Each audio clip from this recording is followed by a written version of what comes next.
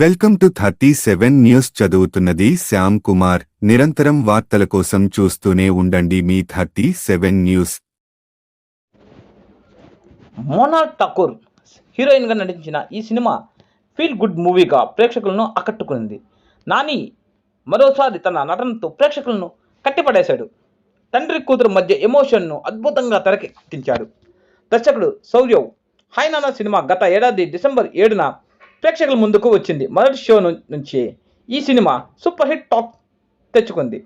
Natural star Nani హీరోగా నటించిన hi నాన్న సినిమా మంచి విజయాన్ని అందుకున్న విషయం తెలిసిందే.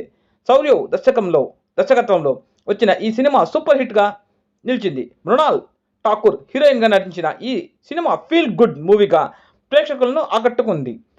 నాని మరోసారి తన నటనతో ప్రేక్షకులను కట్టిపడేశాడు. తండ్రి కూతురు మధ్య ఎమోషన్ను అద్భుతంగా తెరకెక్కించాడు.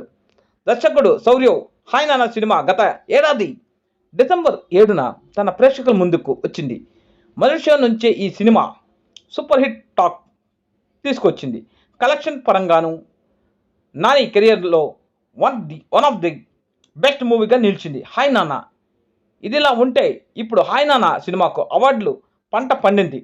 తాజాగా హాయ్ నాన్న సినిమా అంతర్జాతీయ వేదికపై సందడి చేసింది.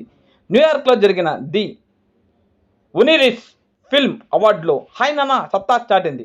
ఈ సినిమా ఏకంగా 11 విభాగాల్లో అవార్డులను సొంతం చేసుకుంది. ఉత్తమ చిత్రం, ఉత్తమ నటుడు, ఉత్తమ నటి, ఉత్తమ జంట, ఉత్తమ బాలనటి, ఉత్తమ దర్శకుడు, ఉత్తమ స్క్రీన్ ప్లే, ఉత్తమ తొలి దర్శకుడు, ఉత్తమ సినిమాటోగ్రాఫిక్, ఉత్తమ సౌండ్ ట్రాక్, ఉత్తమ ఎడిటింగ్లో ఇలా 11 విభాగాల్లో హాయ్ నాన్న సినిమాకు అవార్డులు లభించాయి. హాయ్ నాన్న సినిమాకు అవార్డులు రావడంతో దర్శకుడు శౌర్య ఆనందం వ్యక్తం చేశాడు. ఇక నాని ప్రస్తుతం వివేక్ ఆత్రేయతో కలిసి సరిపోదా శనివారం అనే సినిమా చేస్తున్నాడు. ఈ సినిమా షూటింగ్ శరవేగంగా జరుగుతుంది. గతంలో ఈ ఇద్దరు కలిసి అంటే సుందరానికి అనే సినిమా చేశారు. ఆ సినిమా ఆశించిన స్థాయిలో ప్రేక్షకులను ఆకట్టుకోలేకపోయింది. దీంతో ఇప్పుడు ఎలాగైనా హిట్ కొట్టాలని కసి మీద ఉన్నారు. త్వరలోనే ఈ సినిమా ప్రేక్షకుల ముందుకు రానుంది.